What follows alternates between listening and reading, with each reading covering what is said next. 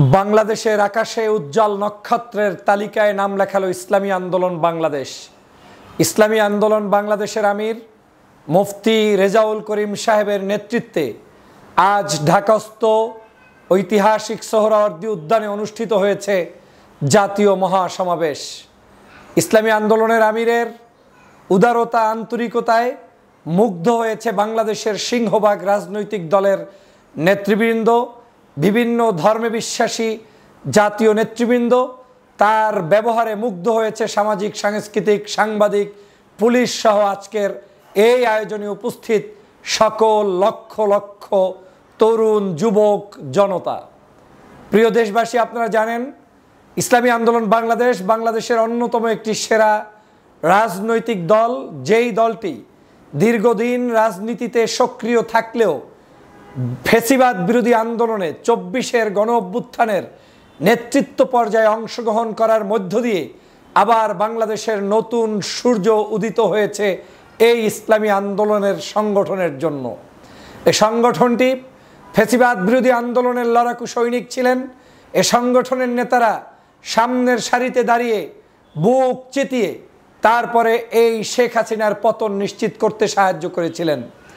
আজ ঢাকার সোহরাওয়ার্দী উদ্যানে তাদের সুনিপুণ পরিকল্পনায় মাধুর্যতা, সৌন্দর্যতা, আদর্শ, স্যাক্রিফাইস সব কিছু বিবেচনা করলে, রাজনৈতিক দলগুলোর বিভিন্ন সভা সমাবেশ বিবেচনা করলে এ যাবৎকালের সেরা একটি সমাবেশ উপহার দিয়েছে চরমনায়ের পীরের নেতৃত্বে ইসলামী আন্দোলন বাংলাদেশ। আমাদের জন্য শিক্ষার, বাংলাদেশের রাজনীতির জন্য শিক্ষার, এদেশের ঐক্যবদ্ধ হতে চাওয়া মানুষদের জন্য শিক্ষার। আজকের এই সমাবেশে বাংলাদেশের যে সকল রাজনৈতিক নেতৃবৃন্দ উপস্থিত হয়েছেন, পূর্বে এরকম একই বড় সমাবেশে এই রাজনৈতিক সংগঠনগুলোকে একত্রে বসতে দেখার নজির এখন পর্যন্ত নেই।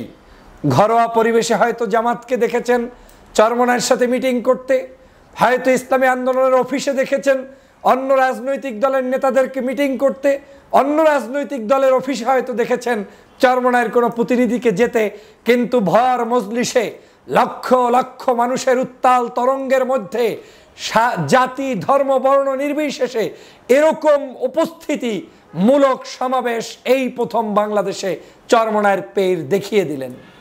আমি তাকে বলি, তিনি এখন আর বাংলাদেশের জাতীয় নেতায় রূপান্তরিত হই তার নেতৃত্ব ক্ষান্ত হয়নি, বরং আমাকে উদাহরণ দিতে মনে চাচ্ছে সেই সুলতানিয়াত। আপনারা জানেন তুরস্কের সুলতানদের যে ব্রড মেন্টালিটি নিয়ে যে ঐক্যের প্রবণতার পরিচালনা করে থাকেন, তথা রাজিব তাইয়ব এরদোগানের যে ফর্মুলা, সেরকম একটি ফর্মুলার মধ্যেই চরমনায়ের ইসলামী আন্দোলন এবং পীর সাহেব ভূমিকা পালন করছেন বলে মনে হচ্ছে। তাদের স্টেজের সাজসজ্জা, ডেকোরেশন, ম্যানেজমেন্ট, তাদের উপস্থিতি, প্রত্যেকটি মানুষের সকল কার্যক্রম এমনভাবে পরিচালিত হয়েছে যেটা বাংলাদেশের ইতিহাসে একটি অনন্য দৃষ্টান্ত স্থাপন করতে পেরেছে। আমি বিশ্বাস করি আজকের এই চরমনায়ের এই মহাসমাবেশ থেকে বাংলাদেশের সমগ্র রাজনৈতিক দলের শেখার আছে অনেক কিছু।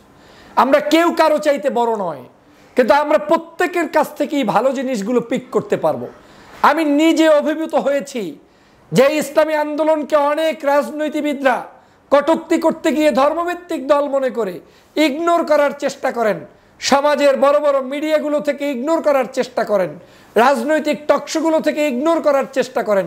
তাদের জন্য আজকে দৃষ্টান্ত রেখে গিয়েছেন এই চরমনায়ের পীর সাহেব। কি সুন্দর বক্তব্য! নেই কোনো হিংসা, নেই কোনো প্রতিহিংসা, ঐক্যের আহ্বান, বাংলাদেশের সমগ্র মানুষকে নিয়ে দেশ গঠনের জন্য ঐক্যের আহ্বান, ইসলামিক দলগুলোর প্রতি উদাত্ত আহ্বান, উদারতার ভিত্তিতে।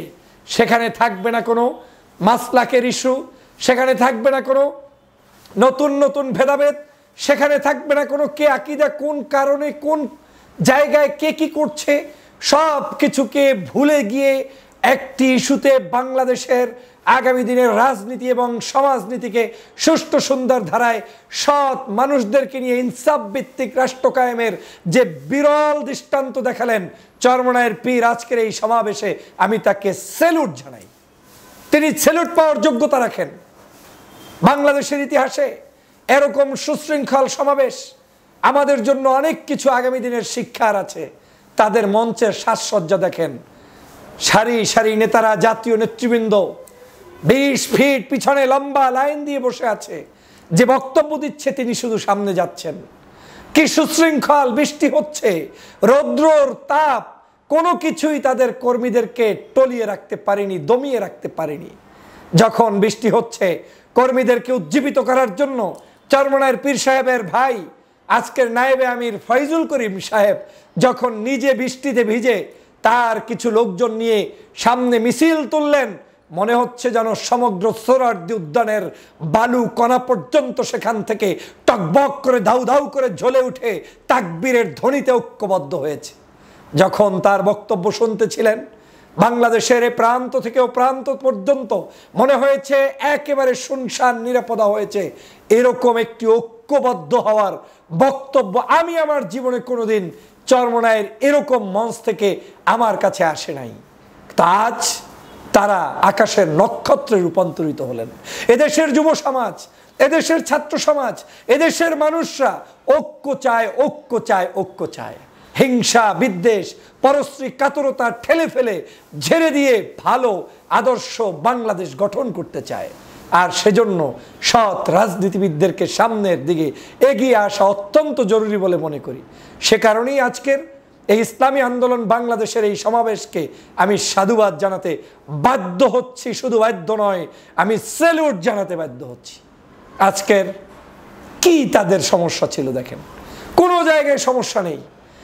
এত বড় সমাবেশ, রাস্তাঘাটে কোনো জায়গায় বড় ধরনের বিড়ম্বনা তৈরি হয়নি। ভলান্টিয়াররা কাজ করেছে, সার্ভিস দিয়েছে। বড় বড় নেতারা প্যান্ডেলের সামনে, মঞ্চের সামনে, বড় বড় পীর মাশায়েখ আলেমরা কোনো ধরনের কোনো কিছুর পদ পদবীর তোয়াক্কা না করে তারা ফ্লোরে বসে গিয়ে, মাটিতে বসে গিয়ে যে দৃষ্টান্ত স্থাপন করেছেন সেটা আর কোথায় পাবেন? অনেক সমাবেশ বৃষ্টি হলে পন্ডুল হয়ে যায়, কর্মী ধরে রাখা যায় না। এই চরমনায়ের আজকের সমাবেশে একটা কর্মী এই ময়দান থেকে যায়নি। তাহলে এই ঐক্য, এই স্পিরিট যদি ধরে রেখে তারা সামনের দিকে এগিয়ে যায়, তাহলে এই বাংলাদেশকে সুন্দরভাবে এগিয়ে নিয়ে যাওয়া সম্ভব। কারা আসে নাই বলেন? দু একটি দল বাদে এই সমাবেশে অংশগ্রহণ করেছে বাংলাদেশের সেকেন্ড লার্জেস্ট পার্টির মহাসচিব, জামায়াতে ইসলামের সংগ্রামী মহাসচিব অংশগ্রহণ করেছে তাদের নায়েবে আমির, অংশগ্রহণ করেছে অন্যান্য ইসলামিক রাজনৈতিক দল, মামুনুল সাহেবদের দল, এরকম খেলাফত মজলিস, খেলাফত আন্দোলন, বিভিন্ন ইসলামিক রাজনৈতিক দলের নেতৃবৃন্দ অংশগ্রহণ করেছেন। ভিপি নুরুল হক নূরের গণ অধিকার পরিষদ এবং তিনি নিজে অংশগ্রহণ করেছেন। এনসিপির মহাসচিব অংশগ্রহণ করেছে, এবি পার্টি সহ বিভিন্ন রাজনৈতিক সংগঠনের নেতারা।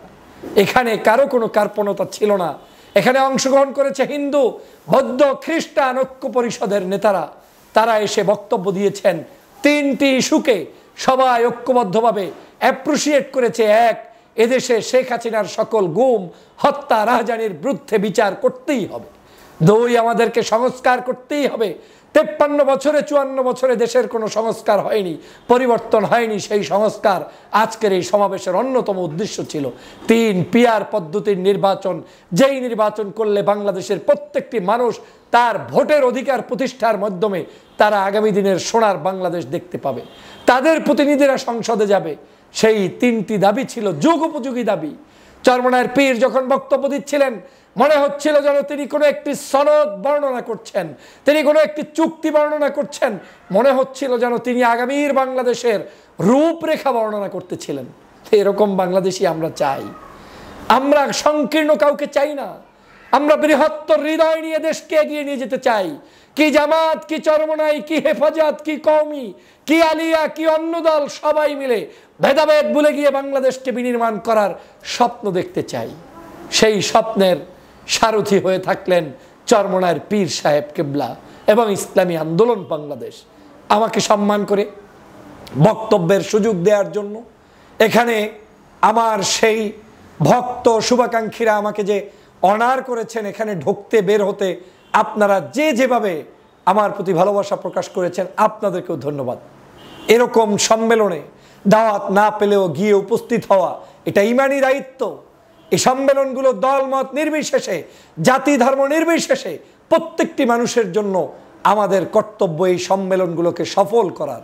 আগামী দিনেও এই বাংলাদেশ বিনির্মাণের জন্য যারা যখন সম্মেলন করবে, সমাবেশ করবে, সেই সমাবেশগুলোতে আপনারা দলমত নির্বিশেষে উপস্থিত থাকবেন, সেটাই আমার প্রত্যাশা। আজকের এই ঐক্য সূচনা করতে যারা যারা অবদান রেখেছেন, বিশেষ করে ইসলামী দলগুলোর ঐক্য সূচনার অগ্রণী নায়ক ডাক্তার শফিকুর রহমান জামাত ইসলামের আমির এবং চরমনায়ের পীর রেজাউল করিম সাহেব যখন যৌথভাবে বৈঠক করেছেন এবং শফিক সাহেব যখন চরমনাইতে গিয়েছেন, দ্বার উন্মুক্ত হয়ে গিয়েছে। জামাত ইসলামের নেতৃবৃন্দকে আমি সেজন্য ধন্যবাদ জানাই। পীর মাশায়েখদের কাছে গিয়েছেন, ছুটেছেন, আপনাদেরকে ধন্যবাদ জানাই। বাংলাদেশের প্রত্যেকটি প্রান্তে আপনার পক্ষে কিংবা বিপক্ষে প্রত্যেকটি মানুষের কাছে ইসলামিক এই মারকাজগুলোর দাওয়াত এবং কর্মপদ্ধতি তারা বিস্তার ঘটাবে, সেই প্রত্যাশা সবসময় করি। চরমনায়ের এই সমাবেশকে কেন্দ্র করে 6 জন মানুষ নিহত হয়েছে। আল্লাহ পাক তাদেরকে জান্নাতের সুউচ্চ মাকাম দান করুক। শহীদের এই রক্তের বিনিময়ে বাংলাদেশের সংসদ থেকে শুরু করে প্রত্যেকটি জনপদে ইসলাম, দেশ, মানবতা এবং একটি সুন্দর কল্যাণকর রাষ্ট্র প্রতিষ্ঠার জন্য ভূমিকা রাখার নেতৃত্ব তৈরি করে দিক, সেই প্রত্যাশাই করছি। প্রত্যাশা করছি হিংসা বিভেদ ভুলে গিয়ে, একে অপরকে খোঁচাখুচি ভুলে গিয়ে, কাঁধে কাঁধ দিয়ে, বুকে বুক মিলিয়ে আগামীর সুন্দর সফল বাংলাদেশ বিনির্মাণের স্বপ্ন দেখি আমি ক্ষুদ্র এই মানুষটি। আসুন চরমনায়ের এই প্রোগ্রামকে আমরা যেমন সাধুবাদ জানাবো, পাশাপাশি এই প্রোগ্রামকে সফল করতে যে সকল ভলান্টিয়ার, পুলিশ বাহিনীর সদস্য, প্রশাসনের কর্মকর্তা, সাংবাদিক বৃন্দ, আমাদের নিজস্ব স্বেচ্ছাসেবক এবং চরমনায়ের পীর সাহেবের মুরিদ, শুভাকাঙ্ক্ষী, আন্দোলনের সাথে সম্পৃক্ত ব্যক্তি এবং বিভিন্ন রাজনৈতিক দলের অনেক নেতাকর্মী এসেছেন, তাদেরকে ধন্যবাদ জানাই। আগামীর সমাবেশগুলো আবার প্রতিষ্ঠিত হোক নতুনত্বের ছোঁয়ায়, প্রতিষ্ঠিত হোক নেতৃত্ব তৈরির কারিগর হিসাবে, প্রতিষ্ঠিত হোক দেশ বিনির্মাণের জন্য। আল্লাহ হাফেজ।